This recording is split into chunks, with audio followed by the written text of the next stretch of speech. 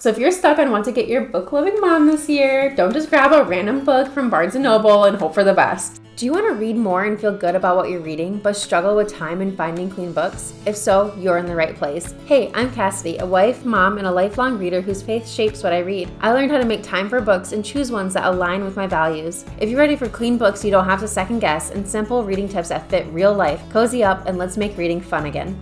Before we jump in, I want to read you something really quick from one of my Cozy Escape Book Club members because honestly, this is exactly why I created it. She said, the Cozy Escape Book Club is the first book club that I ever wanted to join. I really like the low pressure approach, yet joining has also prompted me to read more because it's so fun to discuss the choices with other members. The seasonal challenges are a lot of fun too, and the recommendations have been fantastic, and now I have a long list of clean books to add to my TBR. Without this club, I would never have realized that there are so many engaging, well-written books that align so well with my values. And I just love that so much because this is exactly what I want for you. So if you've been struggling with finding clean, well-written books or just feeling like you're wasting time on things that don't align with your values or you just want that accountability and community, come join us. I would seriously love to have you inside. You can go to fruitfulreader.com/book club to learn more. So buying gifts for readers can feel way harder than it should be because on one hand, it's like, oh, this is easy, just buy a book, right? But then on the other hand, you're like, wait, what if she already read it? Or what if she doesn't like it? Or what if it gets added to the pile and she never actually reads it? And if your mom is anything like me, she's probably saying too many books, so little time. So over the years, I've kind of changed how I think about bookish gifts. Instead of just adding more books to the pile, I like to think about what would actually help her enjoy reading more. Like what would make it easier, more fun, more cozy? And once you start thinking like that, gift giving gets so much easier. So before I get into the gifts, I want you to think about who your mom is as a reader, because not every reader is the same. And if you skip this step, you're more way likely to pick something that she won't actually use. You should give her a gift that only works if it fits her real life. You can ask yourself a few simple questions like, is she always on the go and struggling with finding time to read? Does she love staying organized or just want to be more organized? Does she get distracted or struggle with staying focused? Does she read late at night? Just pause and think about her habits first, and that one step will make it easier to pick out the gift that you want to get your mom. So I'm going to be sharing my favorite 7 Mother's Day gifts that she'll actually use and love, because going beyond just another book, and you can actually get something that's going to improve her reading life or just bring more bookish joy. So let's get into it. My number 1 pick, I'm starting off with the big bang because this is my